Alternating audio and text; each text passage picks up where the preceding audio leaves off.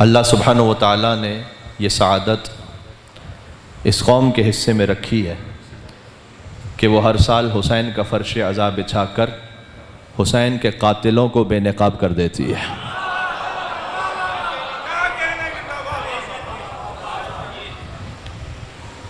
ان قاتلوں کا پس منظر بھی بے نقاب ہو جاتا ہے کہ وہ کس سلسلے سے آئے ہیں، کہاں سے وہ شروع ہوئے ہیں۔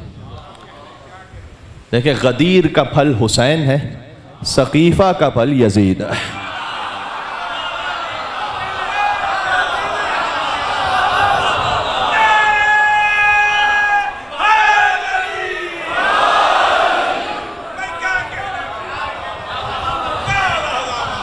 غدیر کا جو ثمرہ ہے وہ حسین ابن علی ہے۔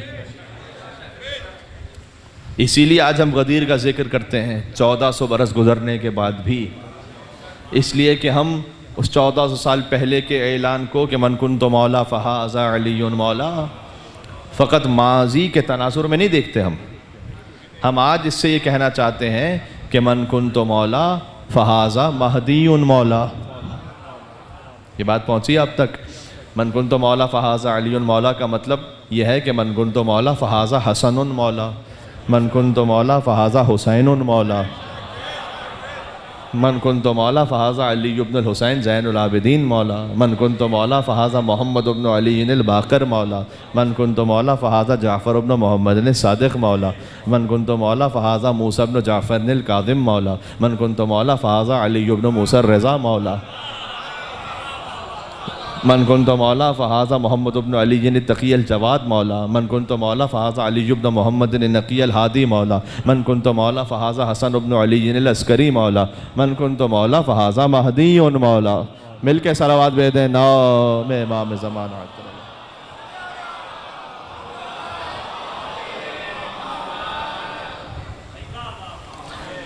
تو ہم اس فرش عزا کو اس تسلسل میں دیکھتے ہیں کہ جب ہم امام حسین علیہ السلام کی مجلس میں آ رہے ہیں تو یہ اللہ سبحانہ وتعالیٰ نے اس قوم کو شرف عطا کیا کہ حسین کے قاتل بے نقاب ہو جائیں۔ کیوں حسین کے قاتل بے نقاب ہو جاتے ہیں اس فرش سے؟ اس لیے کہ ان الحسین مصباح الہدیٰ و سفینۃ النجاۃ۔ حسین ہدایت کا چراغ ہے، نجات کی کشتی ہے، یعنی جہاں حسین کا ذکر ہوگا وہاں روشنی ہوگی، اور روشنی کبھی چور کو اچھی نہیں لگتی ہے۔ حسین ہدایت کا چراغ ہے، چراغ جلے گا تو روشنی ہوگی، جہاں روشنی ہوگی تو وہ چور کو اچھی نہیں لگتی۔ اس لیے کہ پھر لعن اللہ امتن اسست اساس الظلم والجور علیکم اہل البیت، فقط حسین کے قاتلوں پر لعنت نہیں ہے، ان پر بھی لعنت ہو جنہوں نے اس ظلم کی بنیاد رکھی کہ یزید جیسے کو آنے کا موقع ملا۔ یہ میرا فقرہ نہیں ہے، یہ زیارت عاشورہ کا جملہ ہے کہ اس پورے تسلسل کو ہم سے کہا گیا کہ دعا کرو کہ اللہ اپنی رحمت کو ان سے دور کر دے، اس لیے کہ وہ ساری انسانیت کی گمراہی کا سبب بنے۔ اسی خاطر ہے کہ پہلا یوم الفرقان ہے بدر، اور فیصلہ کن یوم الفرقان ہے کربلا۔ یوم الفرقان یہاں جہاں حق و باطل جدا ہو جائے، کرسٹل کلیئر ہو جائے۔ امام حسین علیہ السلام سے پہلے پھر بھی مشکوک ہے معاملہ، آج تک بہت سارے مسلمانوں کے لیے مشکوک ہے۔ حسین پر آتے آتے اب کسی کی جرت نہیں ہے کہ وہ اپنے بچے کا نام یزید رکھے، اس سے پہلے والے نام رکھ لیے گئے، ہاں، لیکن یزید آج کسی میں ہمت نہیں ہے کہ وہ بچے کا نام یزید رکھے۔ ایک مولوی صاحب کی ویسے ویڈیو آئی تھی کہ انہوں نے کہا کہ یزید نام رکھ لینے میں بھی کوئی حرج نہیں ہے، تو میں کہتا ہوں جرت کرو، رکھو اپنے بچے کا نام یزید۔ جب اسکول جائے گا تو لوگ کہیں گے، بچے کہیں گے کہ یزید آ رہا ہے، اور تجھے دیکھ کے کہیں گے یزید کا باپ آ رہا ہے۔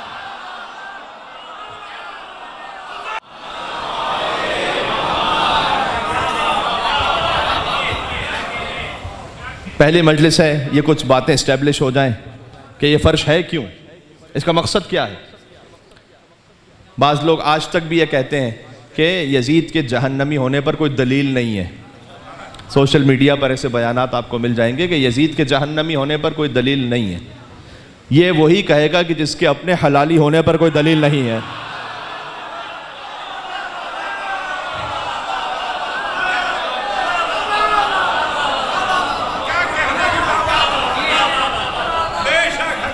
جو یہ یزید کے بارے میں کہے کہ اس کے جہنمی ہونے پر کوئی دلیل نہیں ہے، تو ہم کہیں گے کہ آپ کے صحیح النسب ہونے پر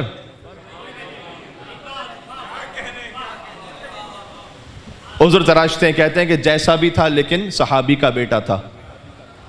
اللہ سبحانہ و تعالیٰ نوح علیہ السلام کے بیٹے کو چھوڑنے کو تیار نہیں ہے۔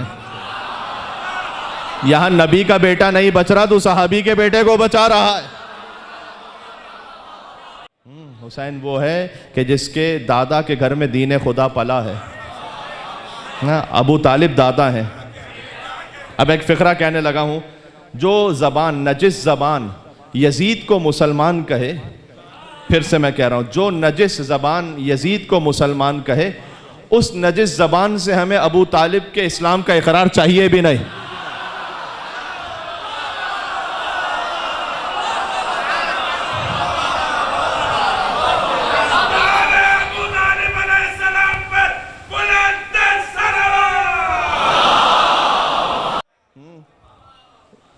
جیسے ہی حضرت ابو طالب کی وفات ہوئی نا تو اللہ کا حکم آیا کہ آپ چھوڑ دیجئے مکہ اور مدینہ جائیے۔ یہ اللہ سبحانہ و تعالیٰ کا حضرت ابو طالب کو خاموش خراج عقیدت ہے کہ اے مصطفیٰ، ہم ابو طالب کے بعد کسی اور کا احسان لینا ہی نہیں چاہتے۔ کیا بات ہے، یہ بات پہنچ رہی ہے؟ ہم ابو طالب کے بعد کسی اور کا احسان آپ پہ نہیں لینا چاہتے۔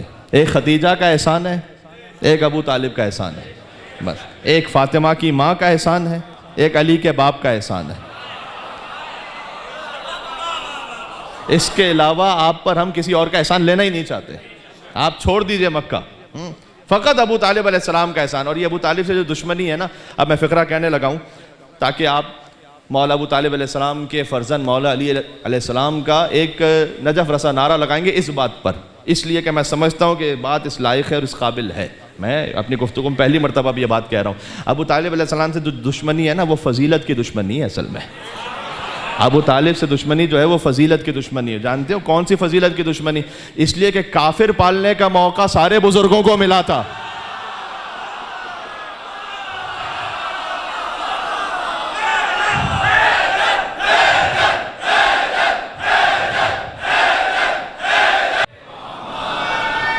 بات تو یہی ہے،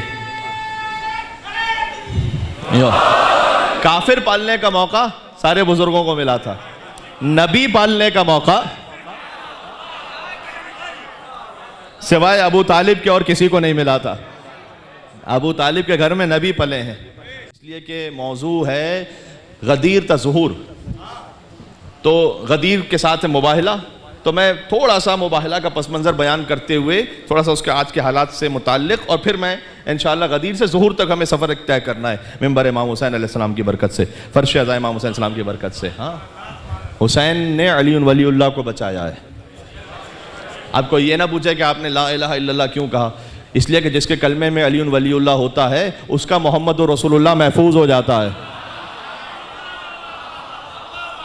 تو یہ تمہید آج آپ تک پہنچ رہی ہے، اس لیے اتنا امپورٹنٹ تھا کہ حضور مکرم سے کہا گیا فَإِن لَمْ تَفْعَلْ فَمَا بَلَّغْتَ رِسَالَتَهُ، اگر آپ نے یہ نہیں پہنچایا تو عہد پیغمبری کا کوئی کام ہی نہیں کیا، آپ نے کچھ بھی نہیں کیا۔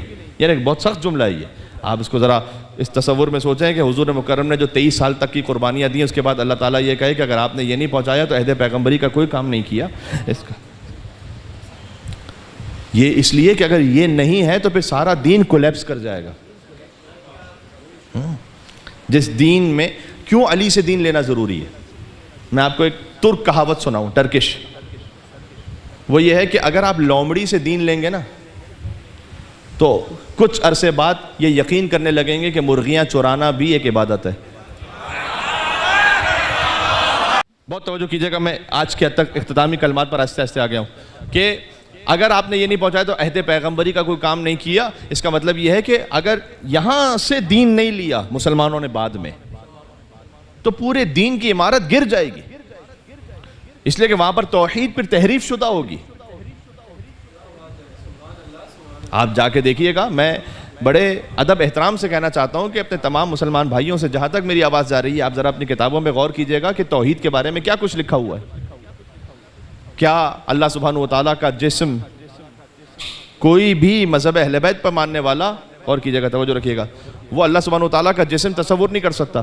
اس لیے کہ ہمیں جہاں سے توحید ملی ہے وہ خالص ایک سلسلہ ہے, پیور اسٹریم ہے, وہاں پر ملاوٹ نہیں ہے شرک کی. بھائی جن کے بزرگ پہلے کافر رہ چکے ہوں, ہاں, تو وہاں کہیں نہ کہیں کوئی ملاوٹ ہو جائے گی, چاہے غلطی سے ہو جائے, علم نہ رکھنے کی وجہ سے ہو جائے, ہاں, تو ملاوٹ ہو جائے گی. کیوں؟ اس لیے کہ غلط سورس سے لیا دین. شیطان بھی لا الہ الا اللہ کہتا ہے. اگر کوئی شیطان سے لا الہ الا اللہ سیکھے گا,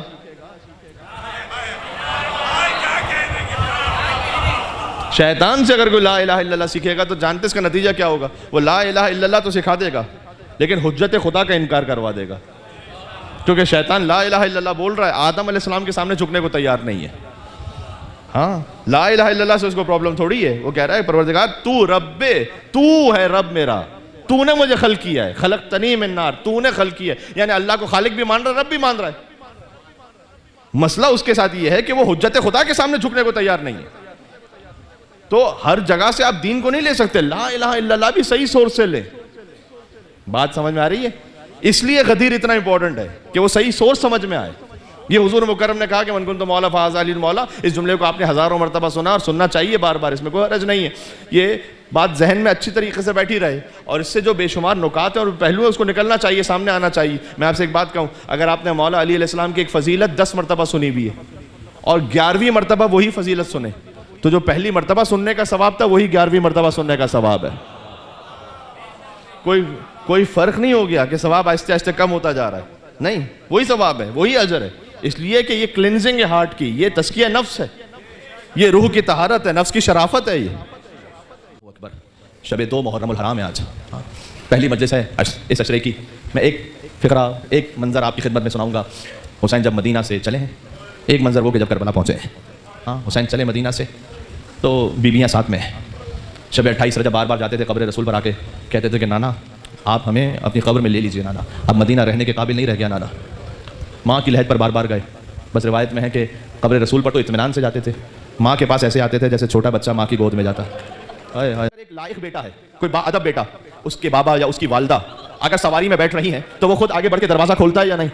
آج ایک لائق بیٹا وہ اپنے ماں باپ کا اتنا احترام رکھتا ہے کہ اگر وہ آ رہی ہے میری والدہ تو وہ خود ہاتھ پکڑ کر احترام سے بٹھائے گا. تو سوچو علی اکبر نے اپنی ماں کو کیسے سوار کیا ہوگا, تو سوچو شہزادہ قاسم نے اپنی والدہ ام فروا کو کیسے سوار کیا ہوگا. لیکن جب ساری بیویاں سوار ہو گئیں تو ایک صدا آئی کہ اے مدینے والوں اپنی نگاہوں کو جھکا لو, اس لیے کہ اب رسول کی بڑی نواسی علی بن ابی طالب کی بیٹی زینب سلام اللہ علیہا تشریف لا رہی ہیں. میر انیس نے لکھا ہے پہنچی جو ہی ناقے کے قریب دختر حیدر, خود ہاتھ پکڑنے کو بڑھے سبط پیغمبر. کہاں ہے رونے والے نام امام حسین پر, خود ہاتھ پکڑنے کو بڑھے سبط پیغمبر. اور فضا تو سنبھالے ہوئے تھی گوشہ چادر, تھے پردہ محمل کو اٹھائے علی اکبر. فرزن کمر بستہ چپو راس کھڑے تھے, اون محمد ایک دہنی جانب ایک بہنی جانب, فرزن کمر بستہ چپو راس کھڑے تھے اور نالین اٹھا لینے کو عباس کھڑے تھے.